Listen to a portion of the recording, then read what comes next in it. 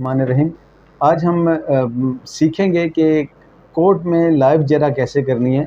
तो उसके लिए ये एक स्क्रिप्ट किस्म का हमारा सेशन है, जिसमें हमारे दोनों जो मोअज़्ज़िज़ वकला हैं वो स्क्रिप्टेड क्वेश्चंस करेंगे और उन पे ऑब्जेक्शन होगा। इसका मकसद सिर्फ ये है कि हम आपस में ये सीख सकें कि जरा में कौन कौन सी गलतियाँ होती हैं, किस किस तरह सवाल किया जाता है, कौन से ऑब्जेक्शंस हो सकते हैं, ऑब्जेक्शन करने का तरीका क्या होता है और किस स्टेज पे किस तरह ऑब्जेक्शन किए जाते हैं। तो इसमें ये सारी पहले मैं रिपीट कर दूं कि ये स्क्रिप्टेड है। इसका मतलब हरगिज़ नहीं कि ये हमारे दोनों जो लर्नड लॉयर हैं उनमें किसी किस्म की वो उनको पता नहीं है, बल्कि उनको पता है, लेकिन हम ये सीखने के लिए ये प्रैक्टिस इसमें कर रहे हैं। इस सेशन में हमारे लेफ़्ट पे मौजूद हैं हमज़ा ख़ान जिदून साहब, वकील हैं, और दूसरी साइड पे हमारे लतीफ़ साहब मौजूद हैं। दोनों लर्नड लॉयर हैं। दोनों सवालात करेंगे और मैं बतौर गवाह इनके सवालात का जवाब दूंगा। ये हमारी एक रनिंग फ़ाइल है।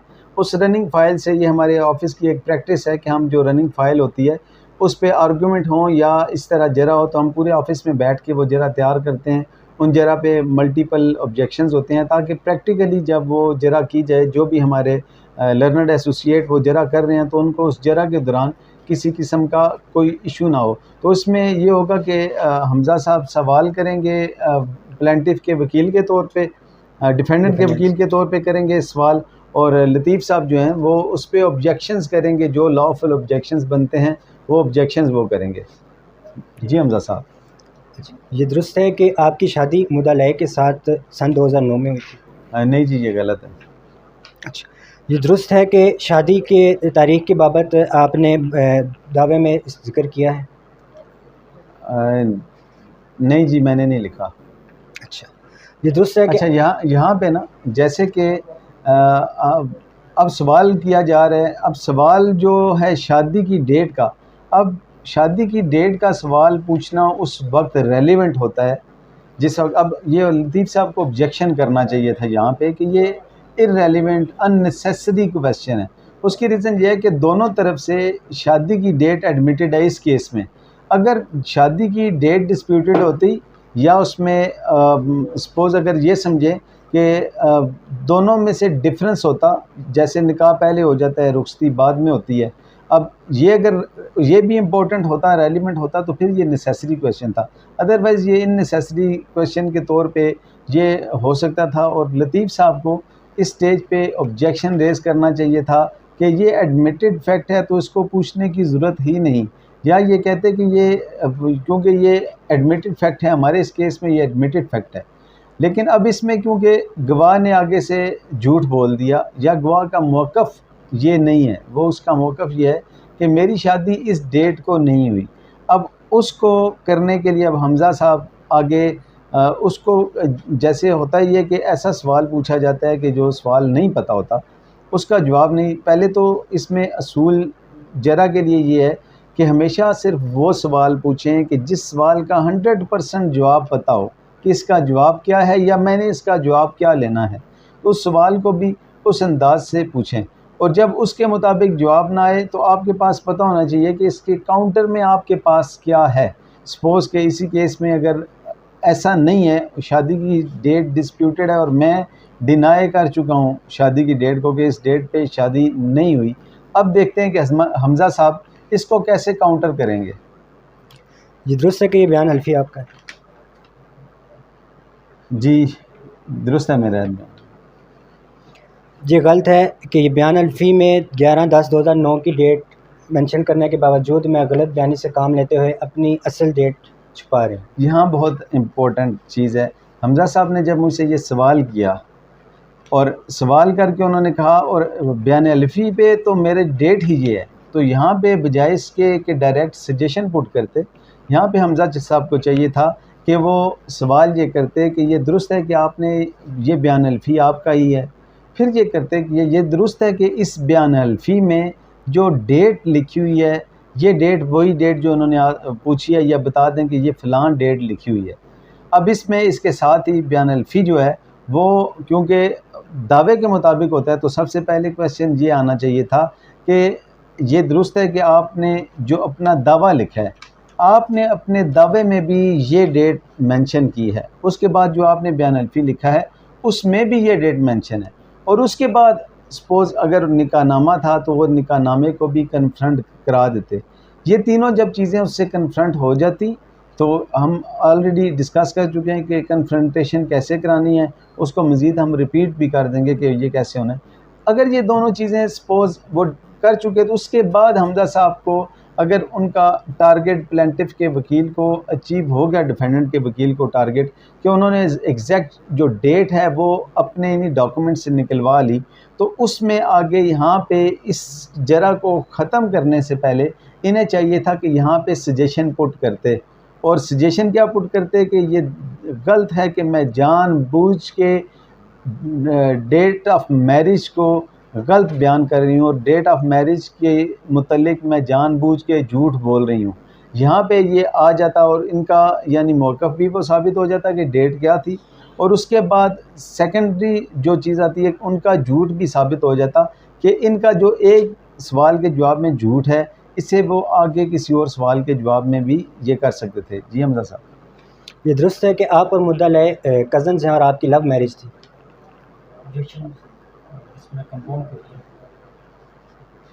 जी क्या ऑब्जेक्शन है आपका लतीफ़ साहब?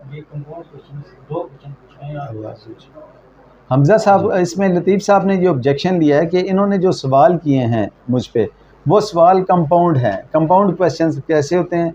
कंपाउंड क्वेश्चन माशाल्लाह वेरी गुड जी, लतीफ़ साहब ने बड़ा ज़बरदस्त इसको पॉइंट आउट किया।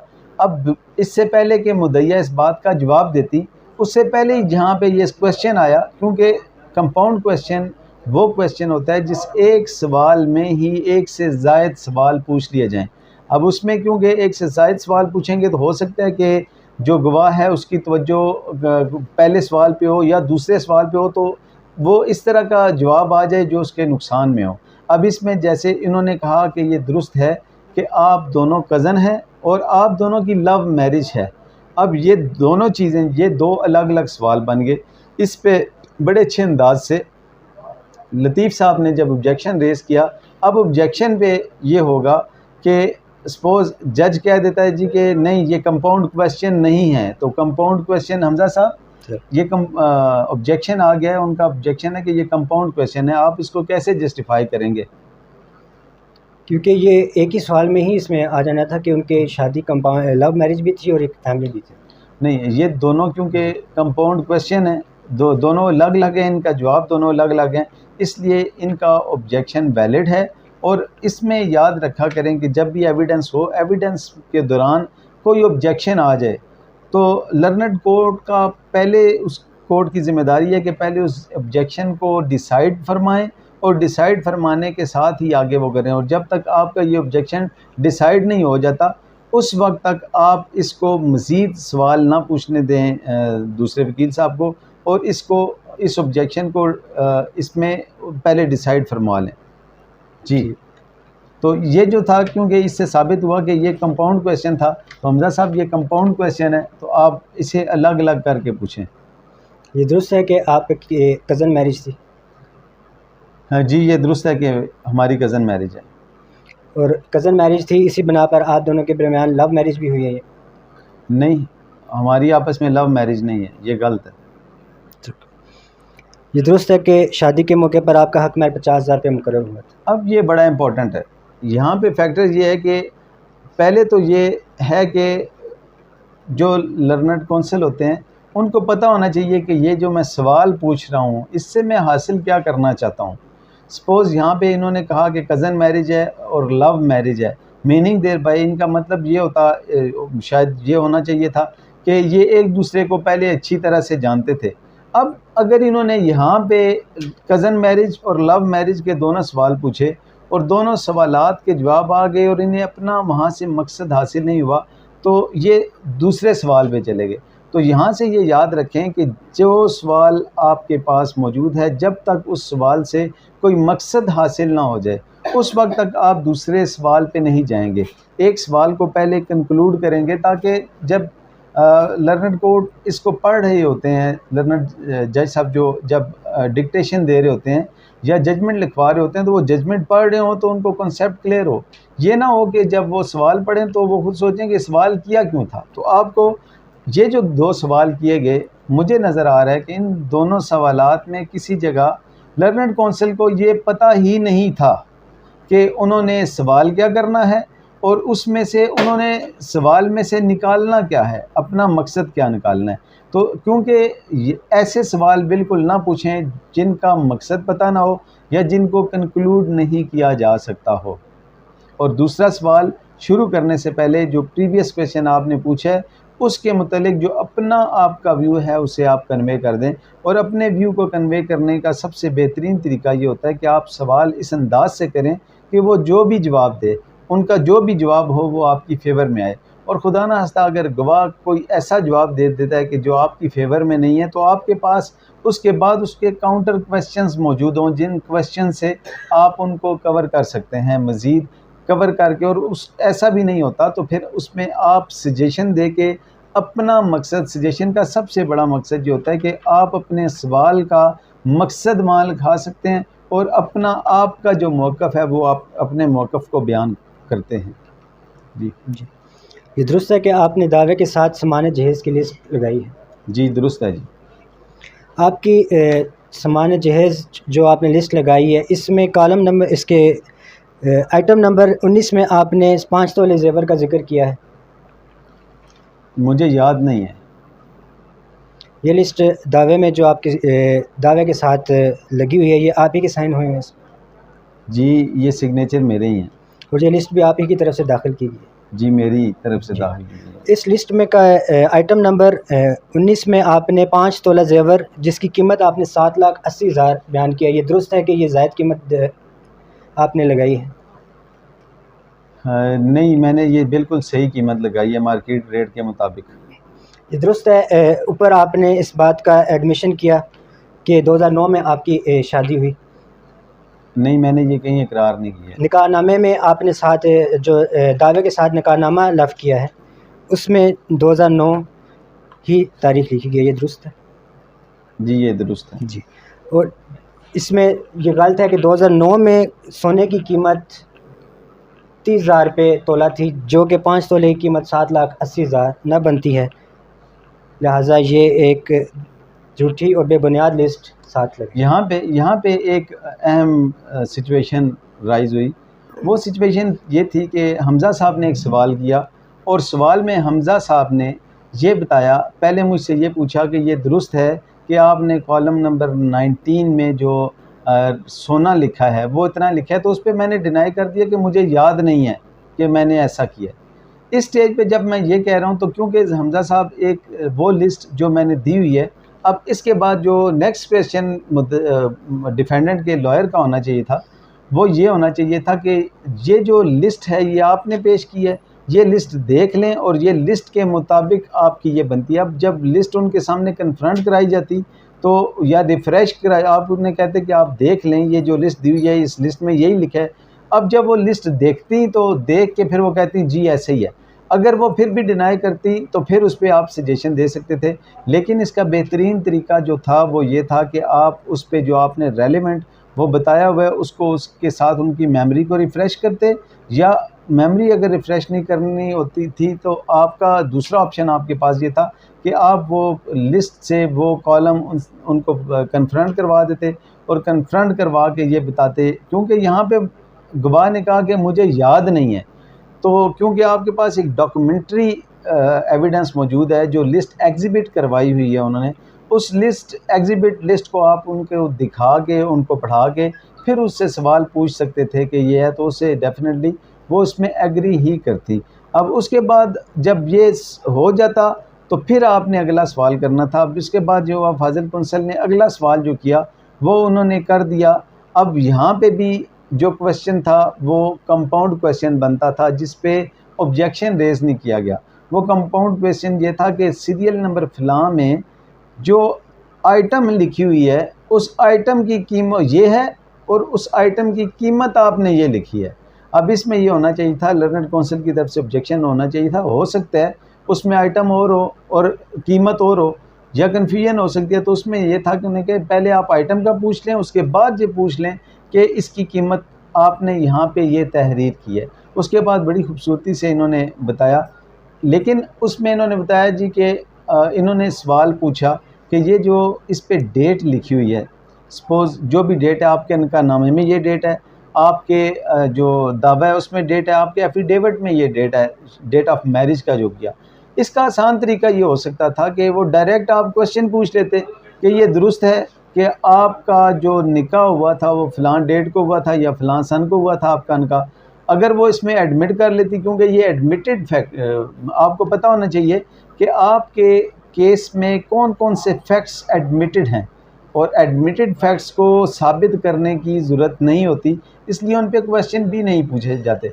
लेकिन क्योंकि यहाँ पे क्वेश्चन इसलिए ये ज़रूरी हो गया पूछना कि आपने डिटरमिन करना है कि 2009 में उन्हें अगर 5 तोले गोल्ड दिया गया तो उस 5 तोले गोल्ड की जो वैल्यू यहाँ पे उन्होंने लिखी, यहाँ पे बाई चांस ये हुआ कि इस लिस्ट में विटनेस से ये गलती होगी कि विटनेस ने इसमें 5 तोले ज़िक्र किया, लेकिन उन्होंने रेट जो है वो 2020-21 के लगा दिए, जबकि उनकी शादी जो हुई थी वो 2009 में हुई थी।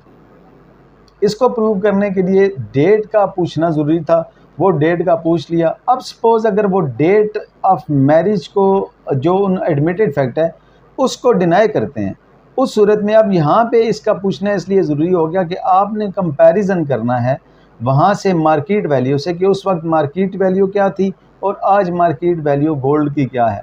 आपने ऑनरेबल कोर्ट के सामने ये प्रूव करना है कि ये इन्होंने ज़ायद जो एक्सेसिव इसकी अमाउंट है, एक्सेसिव वैल्यू वो लिखी हुई है। अब इसको साबित करने का आसान तरीका तो ये था, क्योंकि एडमिटेड फैक्ट है तो ये पूछ लेते, ये उनसे डायरेक्ट डेट पूछ लेते। जो एडमिटेड फैक्ट है उसमें अमूमन उस पर गवाह इनकार नहीं किया करता, लेकिन अगर इस स्टेज पे अगर वो कर देता तो बाकी ये 4 सवाल जो एक्स्ट्रा बन जाते हैं आपके, जिसमें निकाहनामे का पूछा, आपने एफिडेविट का उनसे पूछा, आपने उनसे दावे का पूछा, ये 3 सवाल आपके एक्स्ट्रा जो बन गए थे, ये 3 सवाल वहाँ पे ख़त्म हो जाते और आपके एक ही सवाल में वो डेट का वो बता देते। सपोज़ यहाँ पे सिचुएशन ऐसी आती है कि वो ये कह देते हैं कि वो इस डेट को डिनाई कर देते हैं, वो कहते हैं जी निकाह जो है 2009 में नहीं हुआ, लेकिन उन्होंने फिर आपका ये सवाल बनता था कि ये दुरुस्त है कि आपने अपने दावे में जो पैरा नंबर फ़लाँ में जो डेट लिखी है वो ये डेट है, आपने अपने बयान अल्फ़ी में जो डेट लिखी है वो ये डेट है। अब ये दोनों चीज़ें जब मैं, और फिर आप निकाहनामा एग्ज़िबिट फ़लाँ जो है उसके मुताबिक भी डेट जो यही लिखी है, फिर आप आगे सजेशन देते कि मैं डेट की हद तक जानबूझ के झूठ बोल रही हूँ। अब ये यहाँ पे सजेशन आ जाती। तो कोशिश किया करें कि जितने मिनिमम क्वेश्चंस में कोई एक सवाल कवर हो सकता है उसको कवर कर लिया जाए, ताकि इसमें मज़ीद लेंथ ना पकड़े। होता ये है कि जरा में लेंथ उसी सूरत में पकड़ती है जब हमें फैक्ट्स का खुद पता नहीं होता। यानी कि इस पूरी मेरे सेशन का मतलब ये है कि हमेशा गवाह से वो सवाल करें जिसका आपको 100% पता हो कि इसका गवाह जवाब ये देगा। सपोज़ आपको ये नहीं पता कि इसका गवाह जवाब क्या देगा, तो अगर कोई और जवाब देता है तो उसके बाद आपके पास इसका काउंटर मौजूद होना चाहिए, और उस काउंटर को आपने किस तरह कवर करना है ये आप सवाल ज़हन में बना के रखें। इसमें सबसे अहम बात ये है कि जब भी आप बनाएं, मैंने अक्सर लोगों को देखा है, बल्कि 99% लोग ज़ुबानी क्रॉस करते हैं। तो ज़ुबानी क्रॉस में सबसे बड़ा जो मसला ये होता है, उसमें कोई ऐसी सिचुएशन पैदा हो जाती है जो फिजिबल नहीं होती, या वहाँ पे कोई हार्ड टॉक हो जाती है, डिस्कशन हो जाती है, तो आप सवाल भूल जाते हैं। अगर आपने ये तहरीरी सवाल लिखे हों तो आपको तहरीरी सवालात में ये फ़ायदा होता है कि अगर सपोज़ सीक्वेंस टूट भी गया तो आप दोबारा से उसी सीक्वेंस से वहाँ से ही स्टार्ट कर देते हैं। अब इस लिखने के भी 2 तरीके हैं। एक तो सबसे बेहतर तरीका होता है कि आप टॉपिक वाइज अपनी एविडेंस को नोट फरमा लें। हर जैसे कि इशू है, इशू में आ गया सपोज़ क्वांटम ऑफ मेंटेनेंस का इशू आ गया, तो उसको आप एक सेक्शन बना लें। इसी तरह पीरियड ऑफ मेंटेनेंस का आ गया तो उसके मुतालिक आप एक कर लें। मेंटेनेबिलिटी का आ गया उसके मुतालिक एक कर लें। तो ये आप अगर उसे अपने पास नोट कर लेंगे ये भी बेहतर होगा। दूसरा अमूमन लोग ये भी करते हैं कि जैसे एफिडेविट होता है उस पर सवालात कर लिए, दावे पे लिख लिए, रेलिवेंट पैरा के आगे लिख लिए, ये भी बेहतर तरीका है। इसमें से दोनों तरीक़ों में से जो बेहतर लगे वो तरीका आप कर लें। ये थी हमारी आज की फ़र्स्ट जो एपिसोड है। फैमिली केसेस में हम आजकल ये कोशिश करें कि फैमिली केसेस में ज़रा किस तरह हो सकती है, किस किस टॉपिक पे हो सकती है, क्योंकि ये बहुत लेंथी चैप्टर है। तो इससे हम कोशिश करेंगे कि इसकी प्रैक्टिस हम स्टेप वाइज़ करें। इंशाल्लाह फर्दर अगली इंशाल्लाह वीडियो में आप देखेंगे कि हम मज़ीद इसमें मुख्तलिफ़ टॉपिक्स पे करेंगे। कोशिश ये होगी कि हर टॉपिक पे हर इशू पे एक टाइम पे एक सेशन में हम ज़रा को कंक्लूड कर दें, ताकि दोस्तों को कोर्स में जाके ज़रा करने में आसानी हो। बहुत शुक्रिया।